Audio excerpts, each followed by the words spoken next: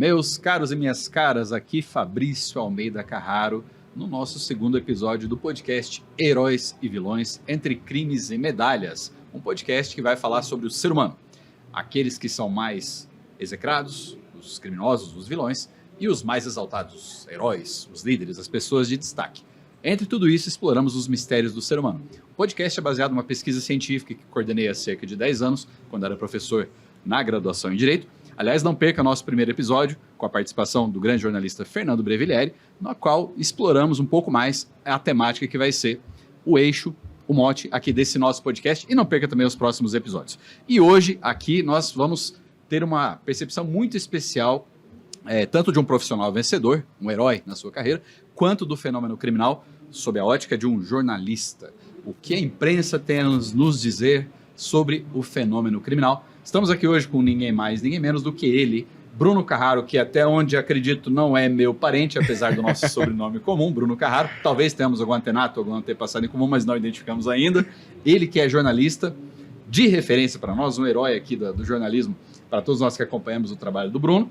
E também é gestor do Grupo Tarobá, que gentilmente aceitou nosso convite de gravar esse segundo episódio do podcast, trazer aqui a sua percepção, tanto sobre a carreira, quanto sobre a questão do crime. Em meio à Expo Londrina, estamos aqui com o nosso stand no Parque de Exposições, um evento grandioso, né, um dos maiores eventos aqui da América Latina nesse setor. E o Bruno, em meio a toda a correria que é inerente à televisão, à imprensa nesse período, mesmo assim, aceitou o nosso convite. Bruno Carraro, em primeiro lugar, muito obrigado por aceitar o nosso convite. E aí, jornalista, né, de sucesso, um herói aí na sua carreira, com certeza não foi fácil chegar aí ao patamar na carreira que você chegou. Fala para nós, como é que você escolheu a profissão, como é que você chegou aí a ser gestor desse grupo, que é referência aqui a Tarobá?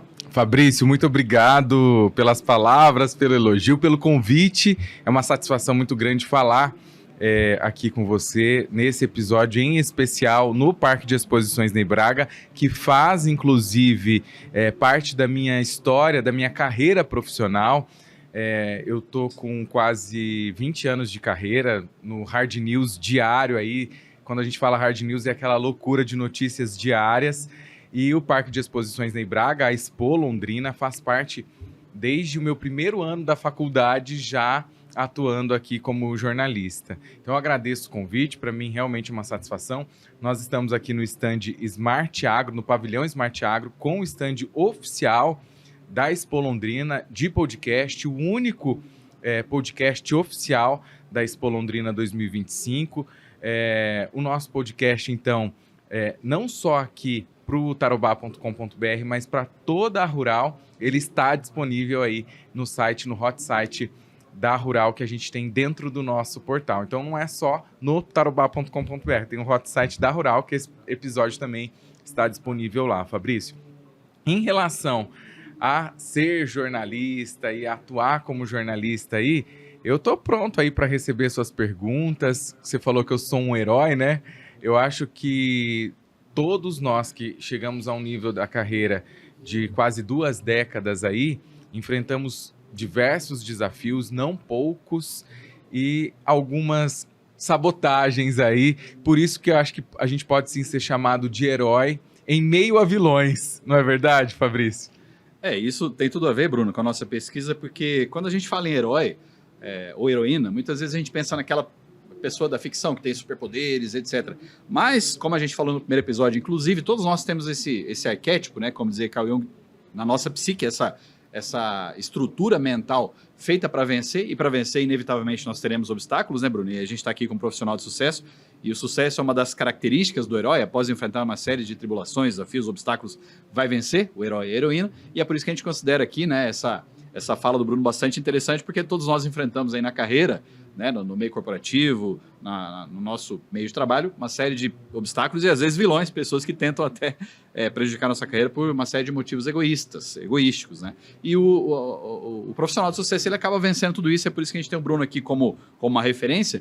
E nessa trajetória, Bruno, antes da gente entrar precisamente aí nessa outra faceta, a parte criminal, né, que vai ser em boa parte o forte aqui da nossa conversa, ao longo da sua carreira, né, desses anos que você levou para chegar ao nível que você chegou da carreira, quais obstáculos, quais desafios Com quais deles você teve mais dificuldade? Como é que foi chegar até aqui, desde o começo da sua carreira, até ser o jornalista que você é hoje?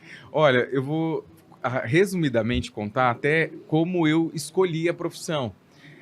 Quando eu era criança, 5, 6 anos, eu ia muito na casa da minha avó paterna, a Regina Vidotti Carraro, que já faleceu, inclusive. Ela tinha jornal impresso debaixo de um sofá-cama, que era o jornal que ela já tinha lido, porque minha avó era muito culta. Ela gostava muito de noticiário, não só da TV, mas do impresso mesmo. E toda vez que eu chegava lá, a primeira coisa que ela fazia, ela falava assim: olha, Bruno, pega o jornal impresso, ela me dava o jornal velho, escreve em cima das letras. Eu tinha 5, 6 anos e eu consigo lembrar disso. Que depois no final você me traz, vai ser o jornal que você produziu a notícia. Ela criava essa interação comigo como se eu já... E eu fazia com o maior orgulho, escrevia de caneta, nem sabia escrever direito em cima do jornal. Eu falava: olha, vó, fiz o jornal para você ler. E ela fingia que estava lendo. Então, eu acho que isso já gerou em mim uma certa curiosidade. Eu lembro dela assistindo Boris Casoy no SBT, que ele tinha o jornal no SBT. Ela não ia dormir sem assistir o jornal. Ela parava tudo que ela estava fazendo, sentava na frente do jornal e assistia esse jornal. Quando eu ia posar lá, que minha mãe às vezes fazia algumas viagens com meu pai, e aí a gente ficava na casa da minha avó. Então, primeiro eu escolhi, foi uma indução, sem ela saber, que eu poderia me tornar aí um jornalista futuramente. Então, começou por aí. Mas, quando eu escolhi para prestar um vestibular de jornalismo, primeiro pela Universidade Estadual de Londrina e depois pela Unopar, que é a Universidade Norte do Paraná, eu não recebi apoio familiar. A minha mãe falou: vou deixar ele se inscrever, não vai passar, não sei o quê. Pensou isso de certa forma. E aí, quando eu passei no vestibular, ela me chamou e falou assim: olha, Bruno, por que você não faz direito ao invés de jornalismo? Eu falei: não, porque eu tô interessado em fazer errado. Tô brincando. Eu tô interessado em fazer jornalismo. E, assim, não tive muito apoio durante esses 4 anos de curso. E durante os 4 anos de curso, por não ter muitas vezes o apoio da família, não foi muito fácil eu me manter no curso, porque não tinha esse apoio. Daí eu já digo que eu fui herói, tá? Por manter e perseverar para seguir na profissão. E eu tive muita sorte, porque durante o curso de jornalismo eu já consegui me inserir no meio, nos veículos de comunicação. Eu já fui indicado, eu posso dizer que eu fui indicado para um veículo de comunicação, para poder estagiar num veículo de comunicação. E então, a partir de 2006, que foi quando eu entrei no jornalismo, eu já comecei profissionalmente. Trabalhei em portais de notícias, já a partir dali. Impressionante, porque hoje os estudantes, por exemplo, da UEL, eles não podem, eles não conseguem ter esse acesso já no primeiro ano da faculdade. Naquela época eu consegui. Então eu comecei já a trabalhar em 2006 com o jornalismo, que para mim foi um privilégio e foi o que eu acredito que me levou a grandes veículos de comunicação como eu estou hoje. Então eu já passei pela Rádio Brasil Sul, que na época era do prefeito Barbosa Neto, que me deu a primeira oportunidade. Passei pelo web portal Contexto, que era da Unopar, um portal oficina ali, que me trouxe muita bagagem, inclusive, para hoje gerenciar, talvez, o portal em que eu estou. Passei por assessorias de imprensa, passei pela CBN, fiquei quase 10 anos como âncora do jornal da CBN. Passei pela RIC TV Record, passei por emissoras grandes aqui em Londrina até chegar onde estou, na Tarobá, como gestor, que eu tenho muito orgulho por ser multiplataforma. Eu sou apaixonado hoje pelo rádio. Eu não gostava de rádio. Quando eu entrei no jornalismo, eu entrei pelo impresso. Lembra que eu falei da minha avó lá? Entrei pelo impresso. E aí, no meio da carreira, quando eu precisei entrar na Rádio Brasil Sul, eu me apaixonei pelo rádio e hoje eu não vivo sem. Então eu sou rádio, TV, portal, podcast, a gente faz de tudo, a gente é multiplataforma. Eu acho que até, não quero ser jornalista aqui e interrogar o Fabrício, mas não tem como, né? Até você, né, Fabrício? Eu vejo que você como advogado também é multi, você não é só advogado. Eu posso dizer que ele é advogado, né, Rudy? Não tem problema nenhum. E você tá... Como título, sim, claro. Como título, sim. E você hoje, fazendo comunicação, sendo um apresentador, um host, como a gente chama, de um podcast, também é herói e multiplataforma. Eu acho que a gente não pode deixar que a nossa profissão seja somente segmentada ali. A gente tem que buscar novos conhecimentos, que é o que eu vi pelo seu próprio artigo que você fez, né? E é isso. Hoje eu me declaro, sim, um vencedor, porque a gente passou por sabotagens também durante a carreira. Teve né? vilões aí. Não foi fácil chegar aqui como gestor, inclusive. Na Tarobá eu fui muito bem recebido. Eu morava... Quando eu recebi a proposta da Tarobá para esse cargo que eu ocupo, eu morava em Balneário Camboriú. Eu sou londrinense, nasci aqui em Londrina, me formei, constituí minha família, tenho esposa, filho, tudo aqui.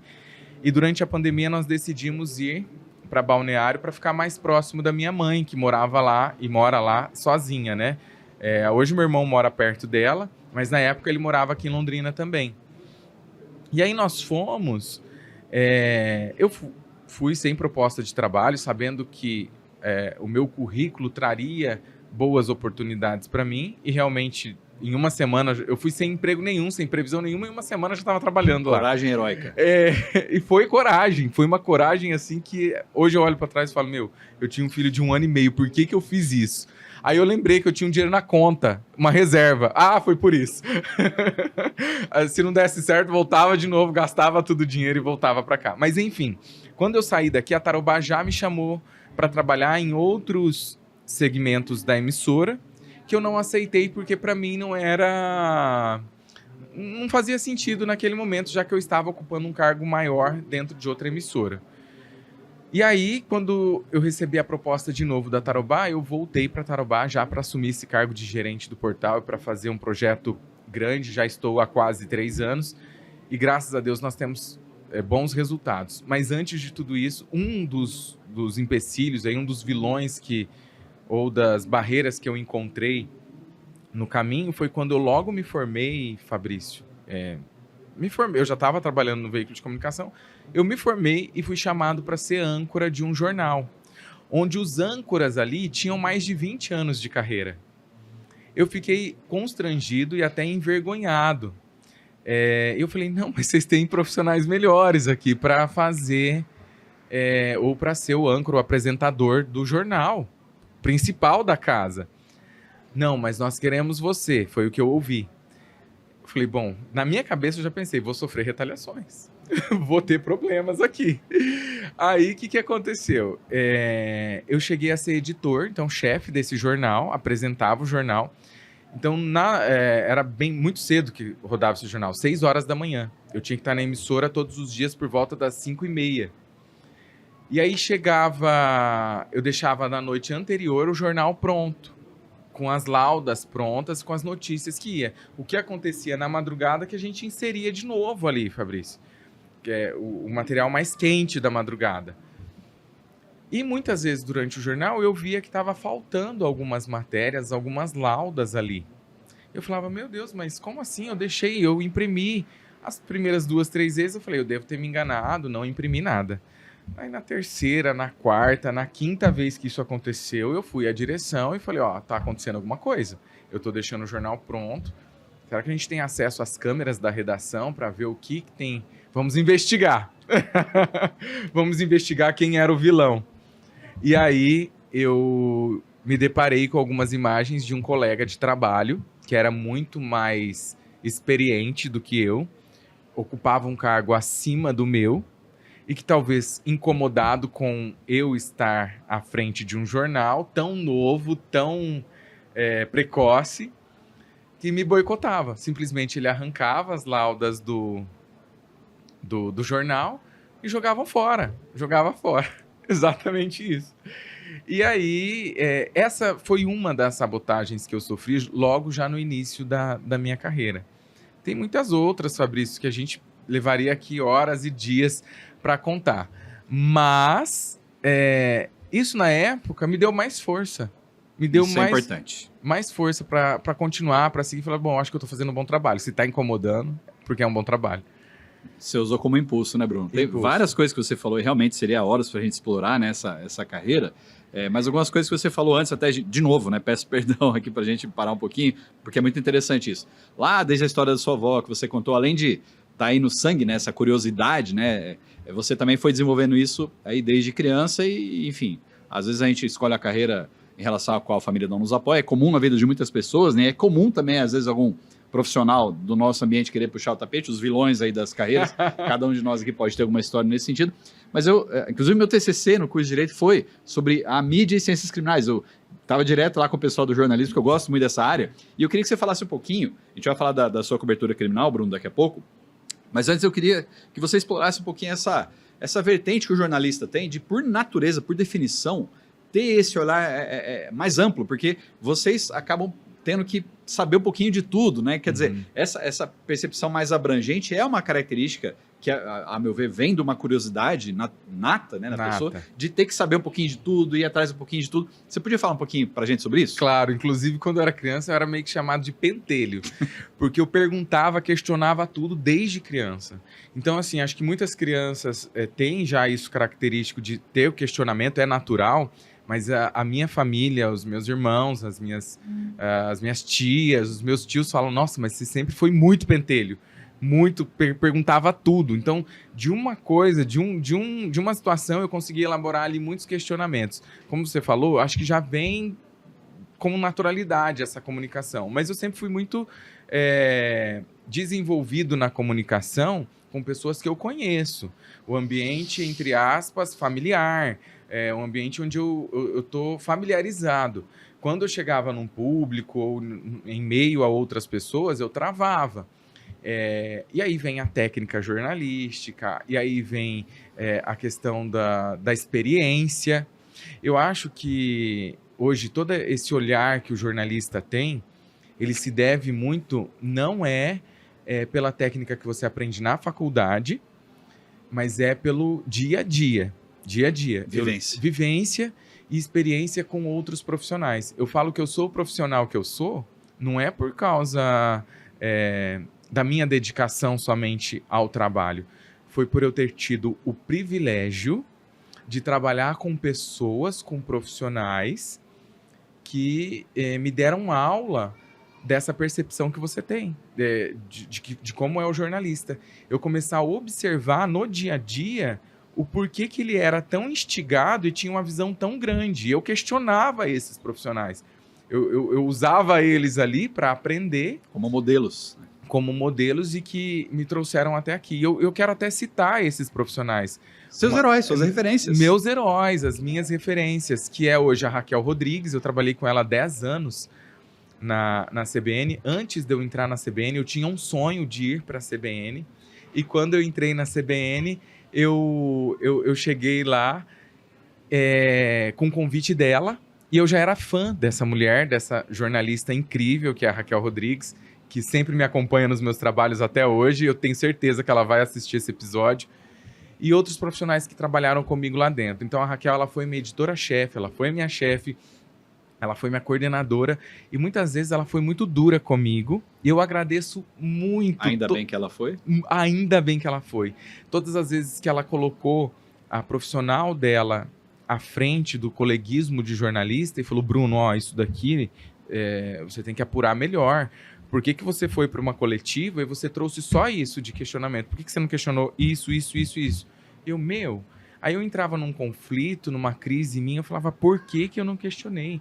Por que eu não fui buscar esse entendimento? Por que isso não veio até mim na hora que eu estava ali com o entrevistado? Porque, Fabrício, para você conseguir uma fonte, muitas vezes, pode parecer fácil, mas pode ser o único momento em que você vai estar de frente com aquela pessoa. E talvez você nunca mais consiga ter acesso a ela. Então, quando você tem aquele acesso, o jornalista ele tem isso dentro de si, quando você tem aquele acesso, você tem que pensar, olha, eu tenho que explorar, tirar desse cara tudo que eu preciso para o meu material. A oportunidade. A oportunidade. A gente brinca no jornalismo não ser filho da pauta e não filho da não ser filho da pauta, porque a minha editora-chefe, o meu editor, ele vai te dar ali uma pauta para você explorar. Só que eu tenho que ter essa visão externa. Pensar de que eu não dependo só daquela pauta. Eu dependo de mais conteúdos que eu posso absorver daquela pessoa, que talvez mate aquela pauta, derrube aquela pauta e eu traga um conteúdo superior, talvez um conteúdo inédito. É assim quando você vai entrevistar um presidente da República, quando você vai entrevistar um governador, quando você vai entrevistar uma pessoa que cometeu um crime, que muitas vezes a sua entrevista, a entrevista de um jornalista, pode mudar totalmente o rumo das investigações. E do processo. E do processo. Então, assim, o jornalista ele tem um papel fundamental na sociedade de exercer não só a cidadania, mas também a justiça de alguma maneira. Com muita responsabilidade. Responsabilidade, porque se ele comete algum erro durante a exposição daquele conteúdo, daquela entrevista, ele pode sofrer ações ou ter ali alguns processos contra ele, justamente porque ele pode denegrir a imagem de uma pessoa, julgar, pré-julgar, acusar. Então a gente tem muito esse cuidado. Então tem que ter essa visão. Eu falo que a gente, jornalista, em alguns momentos a gente tem que ter aquela lei do contencioso, é assim que a gente fala, se precaver de possíveis processos. Então a gente é meio que, nas palavras, por exemplo, só um exemplo que talvez o público não entenda, mas que você, como um bom advogado, vai entender. Quando eu digo que fulano matou, eu já estou condenando ele. Agora, quando eu digo fulano é suspeito de matar... Pronto, muda tudo. Muda tudo. Então, a gente tem que ter esse cuidado com as palavras. Uma simples palavra pode derrubar o jornalista, pode derrubar a carreira dele. Então, ao longo desses anos, eu pude entender isso, sabe? Que vivendo com esses profissionais, e aí eu volto à questão da Raquel Rodrigues e de outros profissionais que me deram muito amparo, que me deram muita bagagem, mas hoje eu digo que o profissional referência minha foi a Raquel Rodrigues, por até mesmo ter ficado 10 anos comigo ali.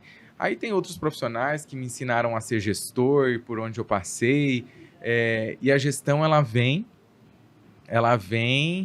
eu acho que no meio do incêndio, né?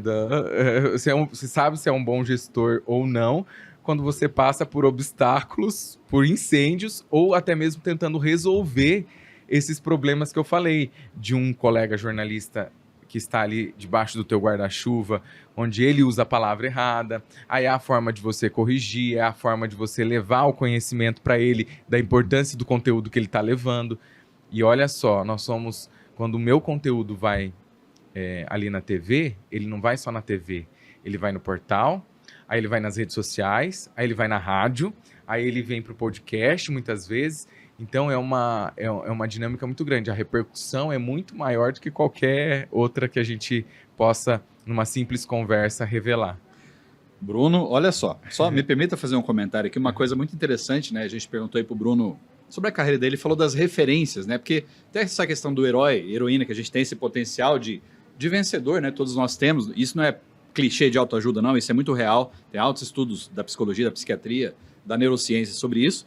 E também, além dessa questão interna, a questão da referência, né? Ele colocou aqui a jornalista que foi sua referência, e é muito legal que ele falou, né? Que ela exigia dele. Então, o herói ele se faz com esse contraste, muitas vezes, do vilão, de uma pessoa, de uma circunstância que vai exigir para fazer com que a gente cresça. Então, isso serve para todos nós. E o podcast tem muito disso. Esse superar, né? Esse vencer do herói, e às vezes é enfrentar os vilões aqui dentro e lá fora. Mas, Bruno, então vamos pro crime. Vamos pro crime, né? Porque eu sei que você tem muita bagagem aí com o tempo que nos foi destinado aqui para falar de eventos criminais aí, importantes e criminosos ou pessoas acusadas, enfim, de serem criminosos, que você teve a oportunidade aí na sua carreira de acompanhar de perto, né? Esses eventos ali, o jornalismo ele chega ali muitas vezes no inflamar ali da coisa, muito antes até, muitas vezes, da própria autoridade policial. Então, veja aqui, né?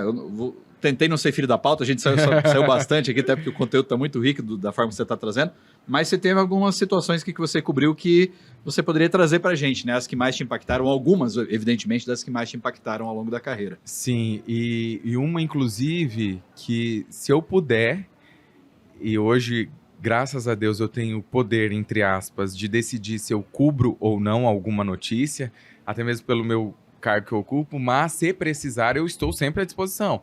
Até mesmo hoje aqui a gente já gravou entrevista, faz matéria, faz VT, mas às vezes o jornalista ele não tem como escolher.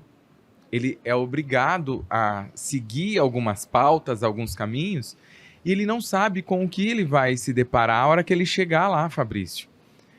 Eu confesso que muitas vezes eu repensei a minha profissão por causa disso. Porque eu não sabia o nível de agressividade que alguns casos me trariam de impacto. Um impacto assim de você pensar, nossa, é isso mesmo que eu quero para minha vida? Eu já escolhi a área de humanas porque eu não posso ver sangue. Eu não consigo ver sangue que eu passo mal. Medicina já estava fora do baralho, né? Não tinha condições. Para doar sangue eu passo mal. Eu lembro que a última vez que eu fui doar sangue, eu pedi pra moça pôr uma toalhinha, a toalhinha caiu, ela teve que parar o processo, porque eu comecei a passar mal, porque eu olhei pra bolsa de sangue. Então, assim, eu não tenho estômago ou capacidade intelectual, técnica, sei lá, pra administrar esse tipo de situação. E conflitos com crianças, eu acho que exigem da gente um emocional muito forte que eu não estava preparado. Isso aconteceu, se eu não me engano, em 2013. Eu estava numa emissora de TV, inclusive a gestora dessa emissora é minha amiga até hoje, que é a Fabiola Vicensoni, que eu também admiro, aprendi muito com ela. E a Fabiola, eu cobri a área mais de política, economia, cidade, áreas comuns assim do jornalista que não tem tanto peso emocional, que é mais fácil. Nunca cobri polícia. Só que o jornalista não tem que escolher. E eu lembro que tinha equipes diversas lá, já espalhadas pela rua, nas ruas, cobrindo material, e a Fabiola, eu tinha acabado uma pauta e eu acabava muito rápido. Eu sempre tive essa característica de ir cobrir o que tinha que cobrir e fazia os materiais em tempo recorde ali. E aí eu liguei para a redação e disse, olha, Fabiola, já terminei o material. Qual que é a próxima pauta? Ela, Bruno, tem uma ocorrência lá em Jataizinho. Você tem que ir para lá agora. Um menino de 18 anos estuprou uma criança de 5, me parece que são 5 anos de idade, ela falou. Falei, putz. Fabiola, não tem mais ninguém para mandar? Carraro, é você. É você, vai. A gente vai meio a contragosto, mas é aquele negócio. Não tem que escolher. E fui com o maior prazer para dar o meu melhor ali do meu trabalho. Primeiro fui a Jataizinho, na casa no local onde ocorreu o crime, né? Onde esse jovem de 18 anos tinha cometido o ato com essa criança. Aí eu cheguei no local, era um terreno, um campo aberto, assim, parecia um campo de futebol mesmo, mas não era especificamente esse campo de futebol. E chegando lá, conversei com alguns vizinhos para entender o que tinha acontecido. E a casa dessa criança de 5 anos era na frente, em frente mesmo. E quando a gente chegou lá, eu fui tentar falar com a mãe, porque parece que a criança já tinha até voltado do hospital. E a gente foi tentar falar com parentes ali, e a mãe estava com a criança já voltando para o hospital, porque a criança estava esvaindo sangue por baixo. Então ele já tinha voltado do hospital. Então aquilo ali para mim já foi um baque terrível. Eu já não sabia se eu conseguia terminar a pauta. Mas, como a gente é herói, a gente tem que engolir o choro, o emocional. Alguém tem que cobrir a pauta, né? Alguém tem que cobrir. E como nós já estávamos ali, eu falei, bom, não vamos conseguir a entrevista com a mãe, com nenhum familiar, porque ninguém queria dar entrevista. Eu vou contar o que os vizinhos me disseram e vou mostrar o campo, onde tudo aconteceu. E aí eu recebi a informação de que o menino já estava preso em Ibiporã, porque a delegacia de Jataizinho é Ibiporã que responde.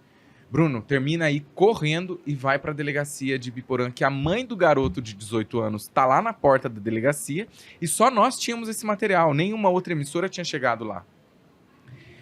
E o menino já tá preso lá. O menino tinha recém completado 18 anos. Então já era maior de idade, podia ficar preso. Fabrício, eu sei que eu já fui me arrastando, mas cobrindo ali o que tinha que cobrir. Fiz o primeiro material, fui fazer a outra marcação, que a gente chama assim no jornalismo, lá na delegacia. Chegando na delegacia, isso já produzindo o texto ali, porque você já tem que, enquanto você está no carro com o cinegrafista, você já tem que ir escrevendo o texto. Dentro do carro, no celular. Muito rápido. Muito rápido. Escrevendo o texto, finalizando o meu texto, para chegar lá. Pegar o outro lado, pegar o lado do menino, ouvir talvez o delegado. O delegado naquele momento não quis dar entrevista porque ele não tinha ainda feito a oitiva, né? É assim que a gente chama? No caso, investigado, interrogatório. Né? Interrogatório, ainda não é a oitiva. Oitiva é testemunha, normalmente. Testemunha. Isso. Não tinha feito ainda nada porque tinha acabado de acontecer tudo. E o menino tava lá. Mas na hora que eu chego na delegacia, a mãe desse garoto de 18 anos, eu já tinha recebido a mãe, desespero da mãe do menino mais novo, e agora era o desespero da mãe que tinha o filho preso por um... São tragédias de ambos os lados, né? De ambos os lados. Nenhuma mãe imagina que isso vai acontecer. Para resumir a história, eles estavam soltando pipa naquele campo, e tinha outras crianças juntos. Aí as outras crianças resolveram ir embora, ficaram só os dois. O adulto e essa criança. E ele aproveitou da situação, então, do campo ali, tinha um muro, ele foi atrás desse muro e cometeu o ato, o crime. Eu lembro que, chegando na mãe, a mãe viu eu com o microfone da emissora, e já eu sabendo que ela era mãe, eu queria entrevistá-la. Ela primeiro, chorando de soluçar, sem controle nenhum de choro. A hora que eu a abordei, a gente infelizmente tem que abordar, é o nosso trabalho, é o meu trabalho. Ela se recusou a dar entrevista, mas naquele momento veio o meu lado humano. Eu falo, me dá até um nó na garganta, de tentar acolher aquela mulher. E aí eu conversei um pouco com ela, Fabrício, e tentei acalmá-la. Falar, ó, calma, às vezes não é isso que aconteceu, espera a decisão do delegado, vamos ver o que aconteceu, né? E aí consegui controlar ali o emocional dela um pouco, acalmá-la, não consegui a entrevista com ela, mas fui entrevistar o garoto de 18 anos. E ali ele mesmo me contou a história. Ele confessou, talvez também por imaturidade, sem orientação de um advogado, porque se um advogado estivesse perto, já falava, não dá entrevista, não vai falar nada. Não é o momento. Não é o momento. E eu consegui tirar dele toda a história. Uma história muito pesada. Ele também chorava ininterruptamente. Ele mesmo falou que não sabia o porquê tinha feito isso e como isso foi acontecer. Ele achou a princípio que seria uma brincadeira e depois se tornou algo mais agressivo. Enfim, eu sei que eu saí dali estarrecido, esgotado, que eu não consegui mais trabalhar ao longo do dia. Ainda bem que era a minha última pauta, minha última marcação. Eu tinha alguns ao vivo para entrar, eu pedi para não entrar. Na época, a minha gestora, a Fabiola, me respeitou. Produzi esse conteúdo, tal, fechamos tudo. Eu fui para casa. Eu fiquei uma semana sem dormir direito. Eu tinha pesadelos terríveis. Não comia, não conseguia comer. Uma semana assim, com um mal-estar terrível. E repensando se era isso mesmo que eu queria, se era a carreira que eu queria seguir. Muitos passamos por esse momento, né? Justamente porque envolveu uma criança. Quando envolve criança, eu acho que pega no emocional de qualquer um. Eu não tinha... E todos fomos crianças e vemos crianças por aí, né? Isso, mesmo que a não tenha filhos, pureza, a simplicidade da criança. Você vê ali duas mães em desespero, em lados diferentes, em lados opostos. Você começa a pensar, eu vou lidar com isso a minha carreira inteira? Eu vou ter força, eu vou ter condições de lidar com isso? Então, assim, Claro, tive outras coberturas, mas essa foi a que mais me marcou. Teve outras, inclusive, que eu lidei com crianças. Se você quiser questionar, a gente vai falando. Mas essa foi a que mais marcou. Foi Sim. mais forte. Crimes contra crianças, realmente, pessoas vulneráveis, né? Uma pessoa deficiente, uma pessoa idosa, realmente elas impactam mais, né? E aí você tem realmente os dois lados da moeda. A pessoa que às vezes até se arrepende, foi um momento impensado. Tem criminosos, vilões aí de carreira, entre aspas, né? Como a gente até comentava no episódio anterior. Mas às vezes a pessoa tem ali toda uma vida normal, por assim dizer, em determinado momento comete um erro, depois é coisa de momento, acaba se arrependendo, enfim, são tragédias terríveis de ambos os lados. Mas tem outros casos aqui na nossa pauta, né, Carraro?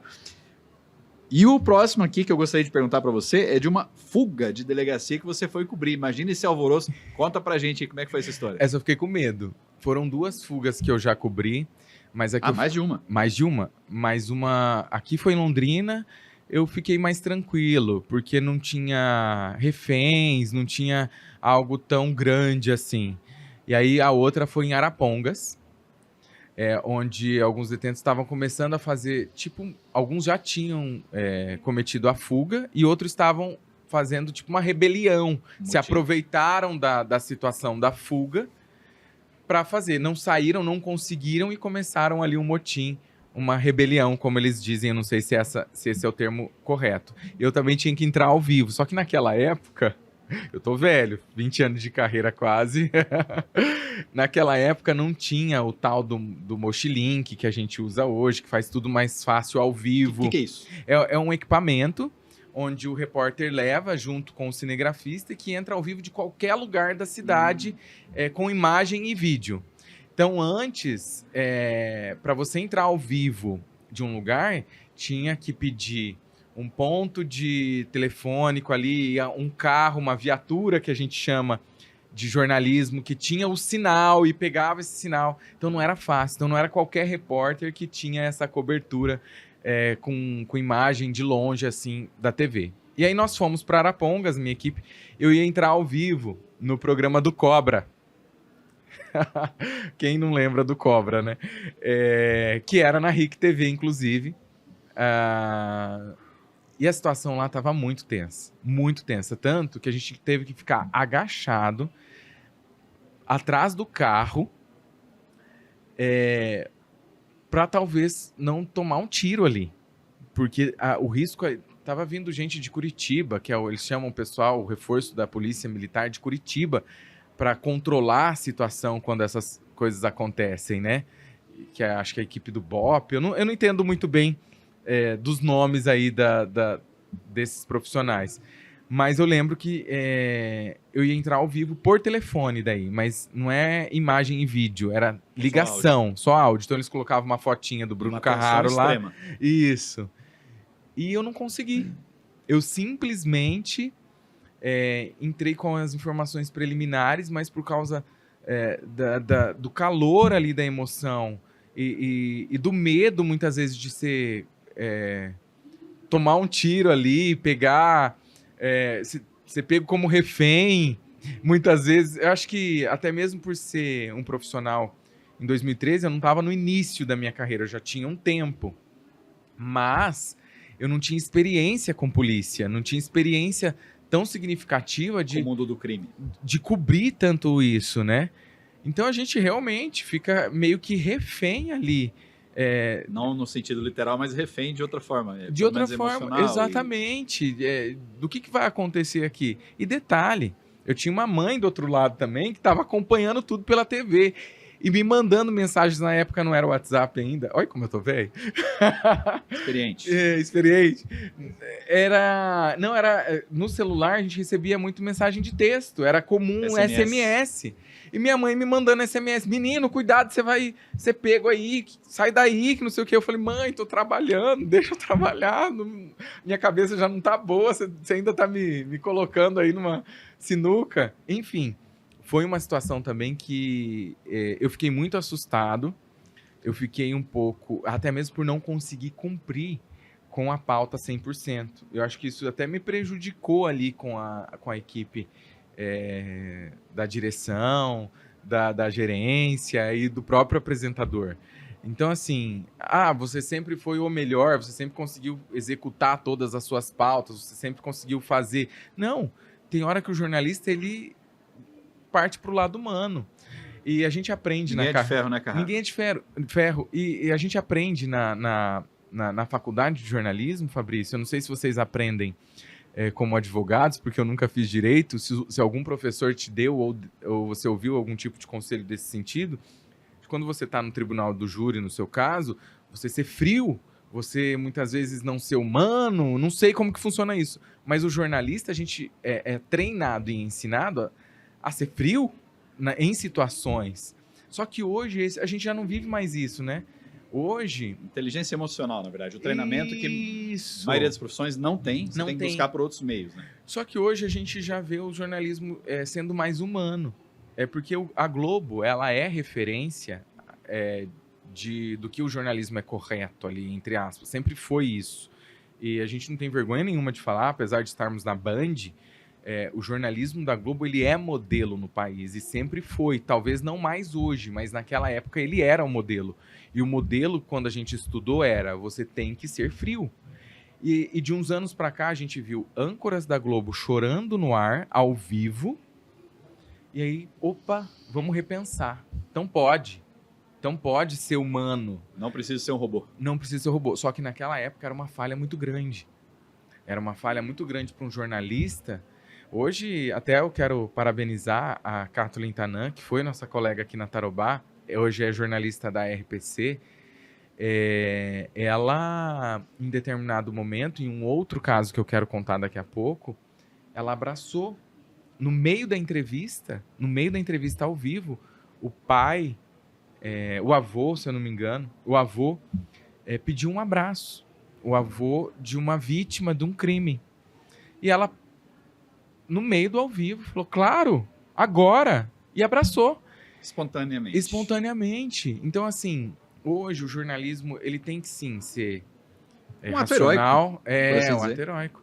Tem que ser racional, tem que ser muito, em determinados momentos, frio, mas tem hora que a emoção bate, que o emocional, que a gente não tem inteligência emocional suficiente ou que aguente tamanhas circunstâncias criminais, por exemplo. Até porque muitas vezes você não tem dimensão daquilo com o que você vai se deparar numa cena dessas, né, Bruno? Muita coisa vai ser surpresa, né? Fabrício, você falou tudo.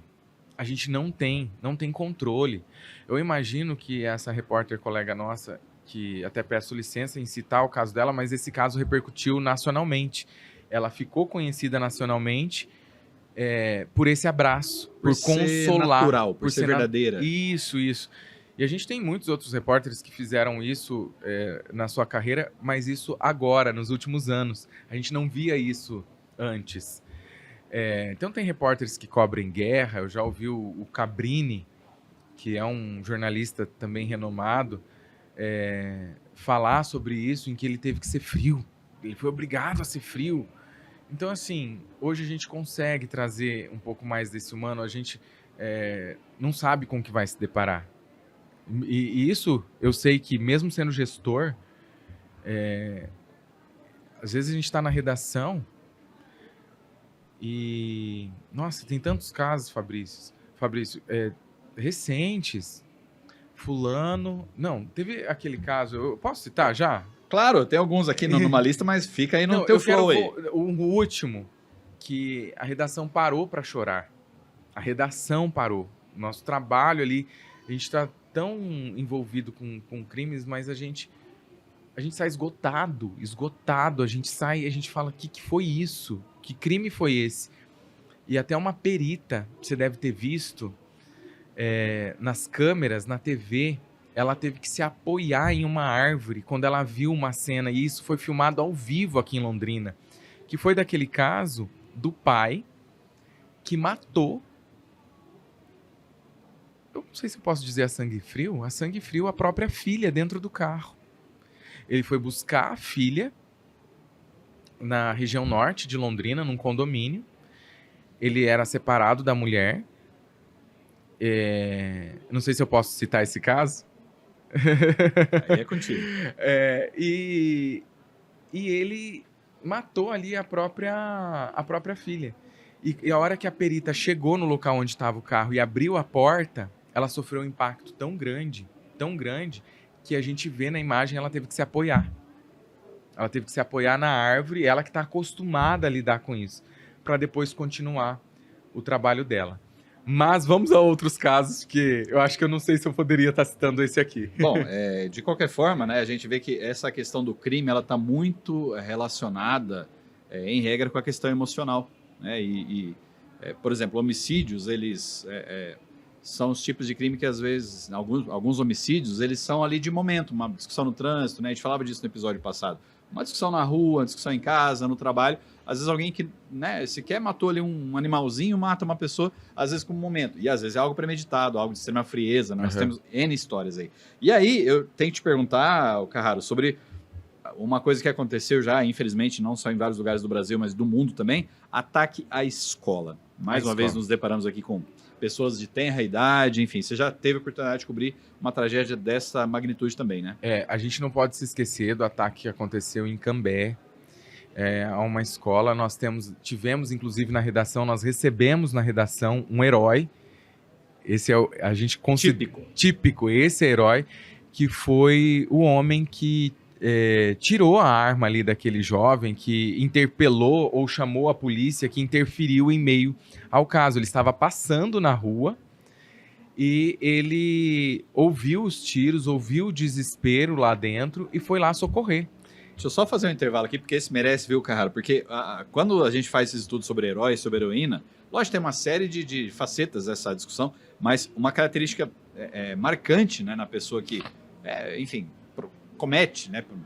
pratica um ato heróico, melhor dizendo, essa coragem, essa bravura e esse altruísmo, esse se doar, independentemente do perigo que ele estava enfrentando, né? Essa pessoa que você teve a oportunidade também de interpelar, de entrevistar, de conhecer, ela se despiu ali do próprio medo naquele momento de talvez sofrer ali um ataque à sua integridade física, à sua vida, pelo outro, né? Por aquela pessoa, por aquelas pessoas que sofriam aquele ataque. Então, isso é típico ali de um ato heróico, né? O se sacrificar, isso. O se doar, né? Então, e ele não sabia o que ele ia se deparar. Como a gente está falando aqui da profissão, a gente não sabe, mas ele sabia que tinha pessoas armadas, ou uma pessoa armada lá dentro, e que ele corria risco. Ainda assim. E que ele corria o risco de perder a vida ali naquele momento. E foi enfrentar, sabendo que tinha crianças, adolescentes, jovens ali dentro daquela escola, e foi lá salvar. Mas o contexto todo dessa história do colégio, onde houve a morte de um casal de namorados, olha só, que caso... Por que um casal, né? Por que esse casal? E o que mais toca, né, em toda essa história foi a reação dos pais, que passaram uma lição acho que para a humanidade, de fé. Por que eu falo fé, Fabrício? Eles são católicos, esses jovens que morreram, que sofreram, foram vítimas desse ataque, eram namorados, eram coroinhas de uma igreja, muito participativos, ou como que eu posso dizer? Assíduos. Viviam ali diariamente a fé cristã, a fé católica, e foram mortos em meio a algo, inclusive, que é muito falado hoje, que é o bullying que as crianças sofrem.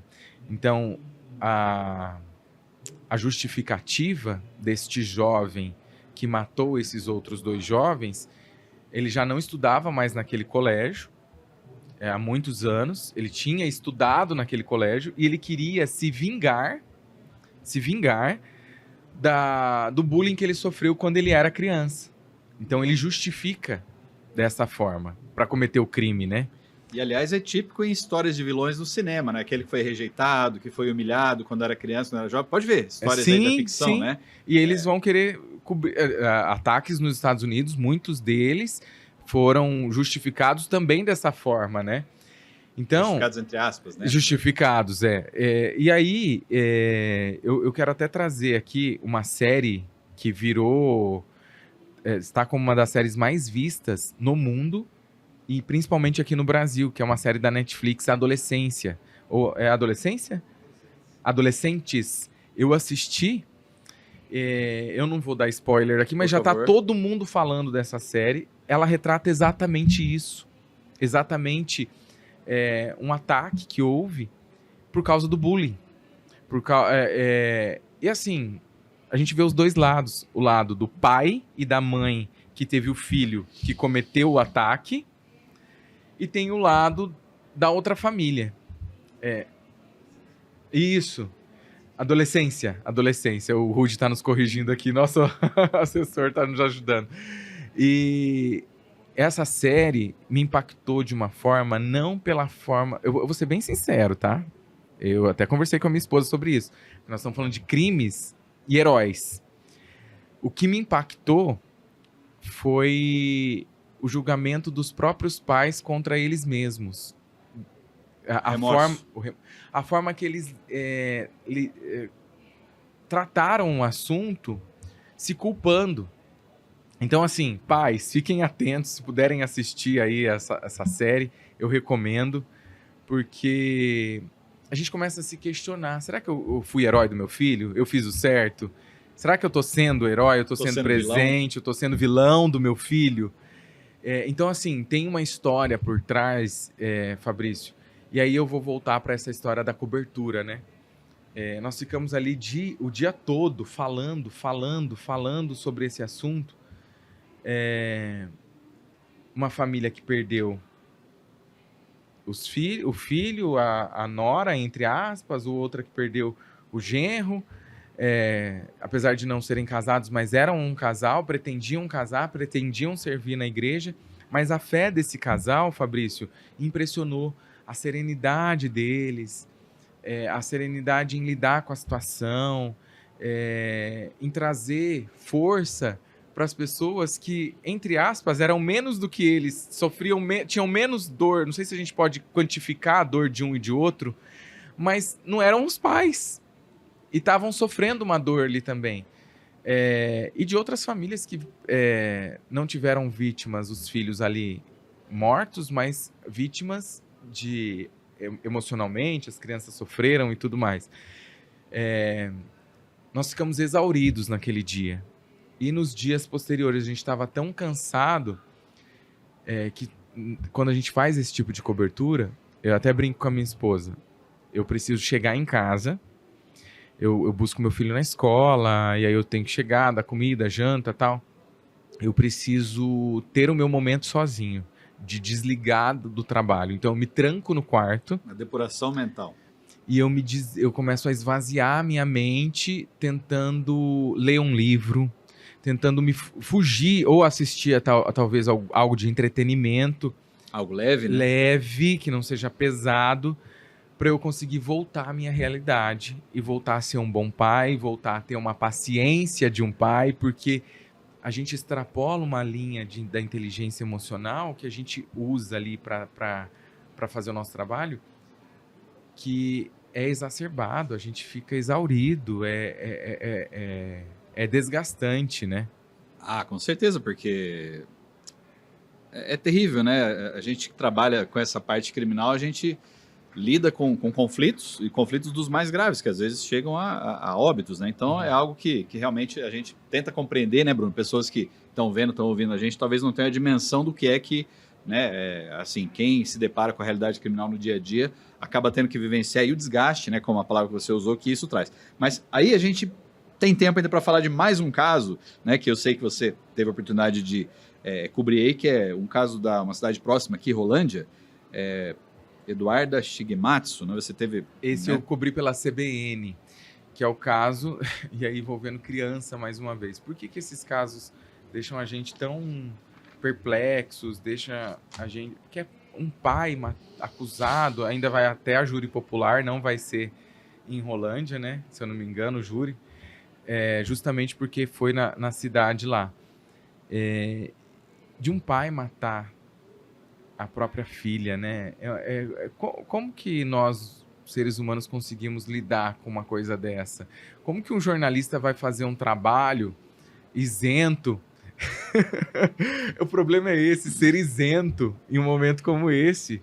Agora, já eu sendo pai, então eu tinha feito um caso lá em que eu não era pai, eu era só filho, eu tinha sobrinhos, sobrinhas, a gente sente uma dor, mas a dor é maior agora.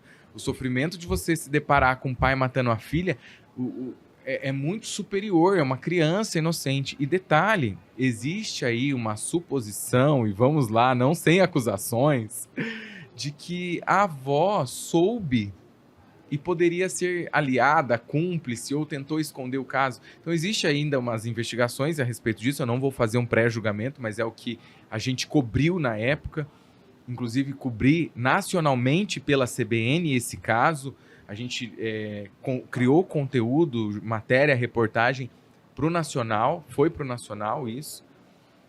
Então, esse caso de uma criança, e aí a gente vê as imagens da criança saindo da escola, entrando na casa, saudável, feliz. E depois você vê as imagens do carro entrando na casa. Você vê as imagens da forma em que descobriram ela na valeta, no buraco, onde ele, entre aspas, desovou o corpo, amarrado, num saco preto. Com que frieza que isso é feito. E como que você dá essa notícia, Fabrício? Como que você continua, depois de ver aquelas imagens, como que você continua, como que você consegue falar para o seu telespectador, para o seu ouvinte da rádio, para o seu internauta ali no texto, de uma forma que você consiga manter ali a ética profissional, que você não julgue antes, ou não condene antes de que saia realmente verídico, que até hoje não saiu, esse caso já tem mais de 7 anos, se eu não me engano, mais ou menos uns 7 anos. O desafio de manter a objetividade, a imparcialidade, o profissionalismo, né? Eu acho enquanto que seres humanos também, aqui temos esse aspecto emocional, né? 2019, eu acho que eu não errei muitas contas aí.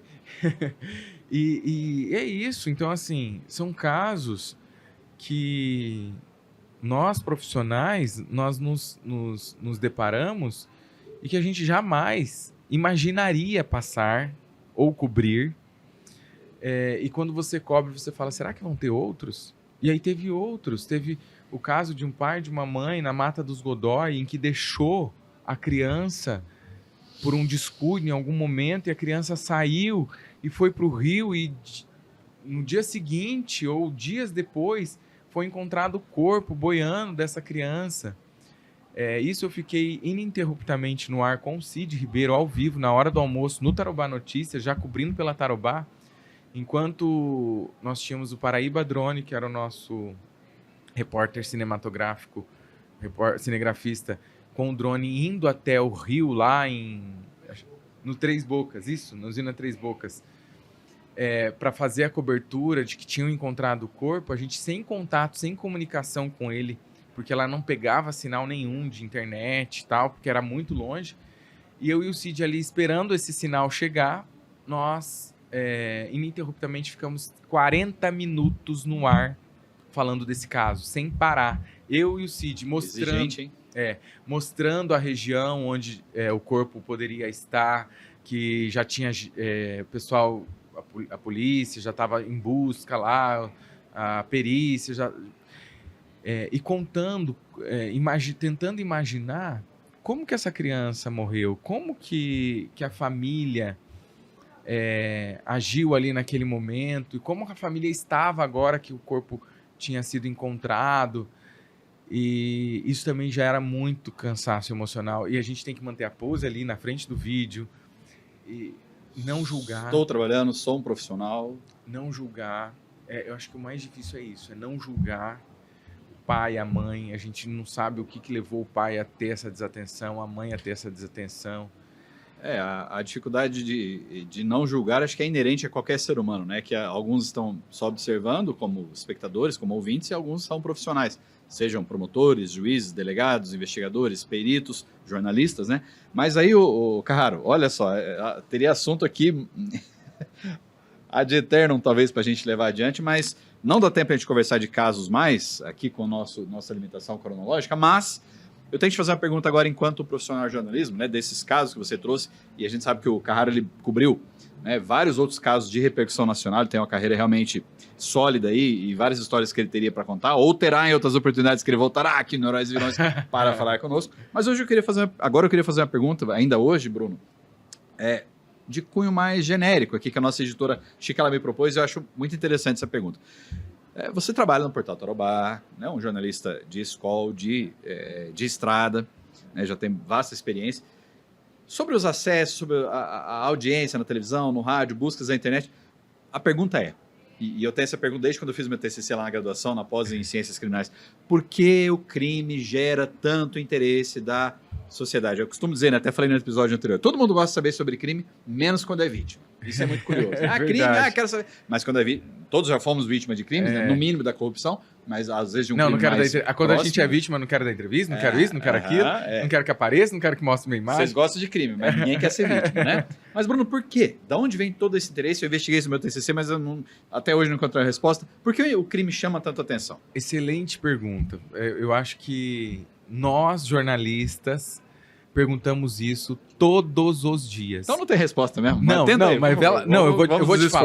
Eu vou te falar porque, assim, a repercussão desses casos, de casos de homem que matou mulher, de mulher que matou homem, que também tem, o boom que dá no portal. Porque nós temos uma medição pelo Analytics. Então, por exemplo, eu entro com notícias da redação, para quem não sabe, pode acompanhar a Tarobá que vai saber, com uma notícia de crime de que um homem matou uma mulher. Em poucos segundos. Eu falo que essa notícia já está no portal. Eu tô com o meu termômetro de acessos ali ao portal, 500 acessos por minuto. Antes disso, antes de eu falar a notícia. A hora que eu falo da notícia, é inacreditável. Vai para 3.000 acessos por minuto. O portal chega a ficar a ponto de cair. Vamos comparar isso com outros tipos de notícias, se você tiver esses dados aí pra gente. Aí eu dou uma notícia de que... Asfaltou a rua não sei aonde, ou sei lá o quê, alguém ganhou um prêmio. Não, uma notícia que é importante para a população, de que houve, por exemplo, aumento de salário, de que houve, por exemplo, uma baixa do preço do combustível, uma notícia para dona de casa, o tomate subiu, ou o tomate baixou o preço, a carne está mais barata. Independente se favorável ou desfavorável para a população. Notícia boa ou notícia ruim? Não sobe um acesso a mais quando eu entro ao vivo. A pessoa não tem a necessidade de ver aquilo àquela hora. Mas falou momento. De crime... É gigantesco. E aí a gente fala, gente, não, até vão me criticar, vão me condenar. Eu te defendo. A gente sabe que todos os dias tem crimes e vão acontecer crimes. E muitos não aparecem, é a chamada cifra negra da criminologia. Isso. Não faz BO, não, enfim. Isso. Só que o jornalismo, o hard news, ele vive, infelizmente, ele abastece, ele precisa desse conteúdo muitas vezes para dar um up no portal, para dar uma elevada no... O crime como mercadoria? Infelizmente, mas não que a gente espera isso. A gente não quer cobrir, não quer isso se deparar, fato. Mas é fato. E por quê, Bruno? Por quê? Porque a população consome. E ela consome, e aí eu vou usar a palavra de novo, exacerbadamente. Ela procura, ela pesquisa. Eu tenho ali nos meus certificados de relatórios que eu emito semanalmente, mensalmente, sobre pesquisas no portal. As pessoas pesquisam o crime, elas querem saber do crime, elas querem saber se aconteceu algum caso. Então, assim, ele está no trânsito, ele passou, viu 3 ambulâncias ali, um carro da polícia, ele vai lá no portal e pesquisa. O que aconteceu na esquina tal que tem ambulância, crime.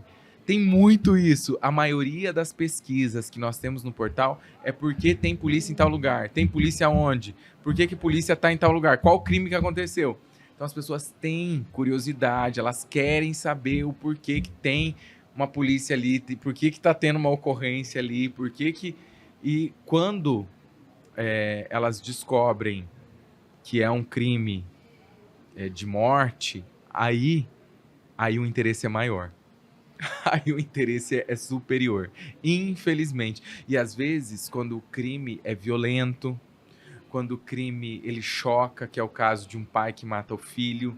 Filho que mata o pai? Filho que mata o pai. Crimes em que existe brutalidade. Tem vídeos que a gente sofre strike, então a gente não coloca na íntegra, que a gente recebe vídeo de imagens assim, que realmente se você vê, você passa mal. Da forma brutal que a pessoa foi morta, ou da forma brutal que um acidente acontece, já não levando para o lado do crime, mas pensando assim na imagem abstrata da morte, né?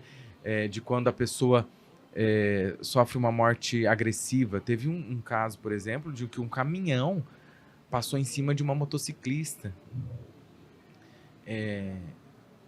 E a imagem é horrível. Mesmo a gente colocando blur, que a gente fala é embaçar ali a tela, as imagens viralizaram. E elas rodam, e o recorde de visualizações é impressionante. E qual é na sua visão, Bruno, qual é o aspecto psicológico por trás desse interesse das pessoas, dessa busca das pessoas por tragédias, enfim.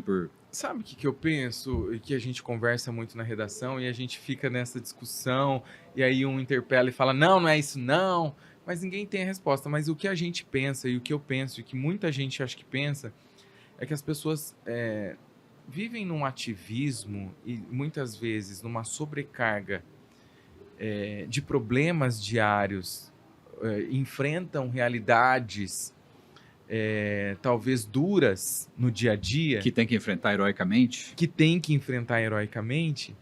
E que aí ela fala, poxa, a minha vida tá melhor do que a desse fulano. A minha vida... Uma comparação. Perto da dela... Não tô tão ruim assim. Eu tô no céu. Olha, coitado. Que inferno que tá vivendo essa família, esse casal. Então, de certa forma, talvez na minha ignorância, os psiquiatras, os psicólogos vão me condenar, ou sei lá, é para satisfazer a própria dor. É para satisfazer, como que eu posso dizer? Passar um bálsamo na dor e na vida dela diária ali. Não, eu vou assistir, eu vou saborear essa dor aqui, porque ela é maior que a minha. Catarse é um termo que eu encontrei. E eu vou esquecer da minha. Eu vou me desviar. Então, eu penso que seja isso. A humanidade vive isso. Ao longo da sua carreira, você pode ter essa como uma potencial resposta. Eu tenho uma dor menor, então eu vou saborear essa dor que é maior. Entendi. Bruno, nosso tempo, aliás, já passou, né? Mas não tem como a gente terminar esse papo antes de concluir tanta coisa rica que você está trazendo para a gente. Mas eu gostaria que você fizesse aí o seu fechamento, né? Enfim, a gente falou aqui de heróis, de vilões, como é o mote do nosso... Aliás, o pessoal se interessa tanto por crime, né? Vem pro podcast, porque aqui a gente vai falar de crime, tá? Hoje estamos só começando, já é o segundo episódio ainda, né? Quarta-feira, 17 horas, toda quarta a gente vai estar com um episódio novo, tá? Mas, Bruno, faz aí o seu fechamento dessa sua carreira heróica, né? De tantas pessoas aí que enfrentam esses problemas do dia a dia. O que você poderia falar para as pessoas? E, enfim, também dessa tua experiência. A gente aprende muito sobre o ser humano quando a gente está próximo dessa realidade criminal. A gente vê que o ser humano tem esses dois extremos. Às vezes ele é nobre, ele é altruísta, ele é bondoso, ele é benevolente. Ele tem uma série de características positivas, mas às vezes também nós temos a sombra, né? Nesse lado negativo, todos nós temos, a gente falou disso com o Brevileri no episódio passado. Dessa tua vivência, então, desses anos todos de carreira, todo esse aprendizado, faz um fechamento pra gente aí, um podcast sobre seres humanos, né? Os extremos, heróis e vilões. O que você diria pra gente para concluir nossa conversa hoje? Não, eu acho que realmente todos nós somos heróis, mas também somos vilões. Eu acho que cada um sabe ali o momento em que foi vilão, talvez na sua carreira, na sua vida pessoal, ou que foi herói e em que é herói. E eu acho que desse tempo de trabalho, de carreira que eu vivi nesses quase 20 anos, eu tenho uma coisa para dizer. Eu não sou mais o Bruno que eu era há 20 anos, mas não só profissionalmente, mas eu digo em lidar com as pessoas, com o ser humano. Com o ser humano. Eu acreditava muito no ser humano. A minha esposa fala que eu era inocente.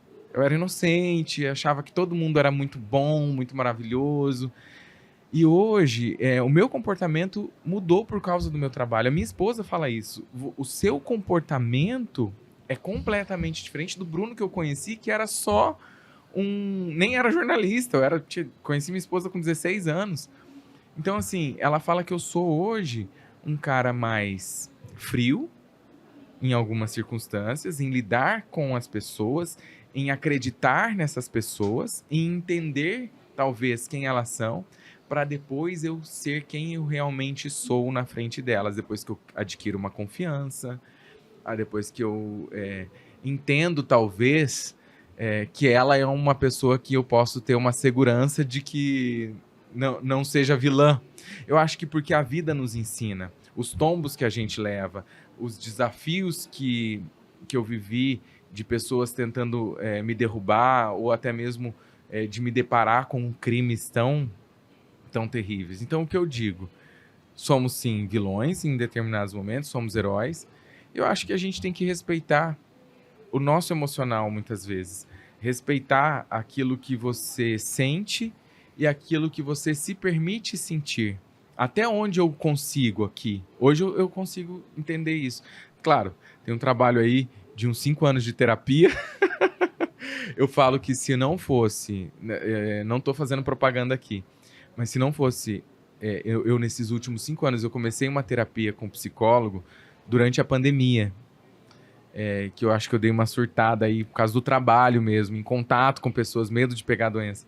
Então, só para finalizar, que o nosso tempo realmente já tá extrapolado, depois de 5 anos de terapia, eu me permito tomar decisões, ser às vezes mais frio, pensar naquilo que isso vai trazer de consequência para mim antes de qualquer coisa. Então, eu me permito respeitar o meu emocional algumas vezes. O terapeuta, de certa forma, é um herói para você. É um herói. E ele sabe disso. Ele sabe disso. Perfeito. Bruno, muitíssimo obrigado uma vez mais pela sua disponibilidade, pelo seu tempo, nesse contexto tão acelerado que nesse momento em que a Band Londrina Tarobá está aqui em meio à exposição, né?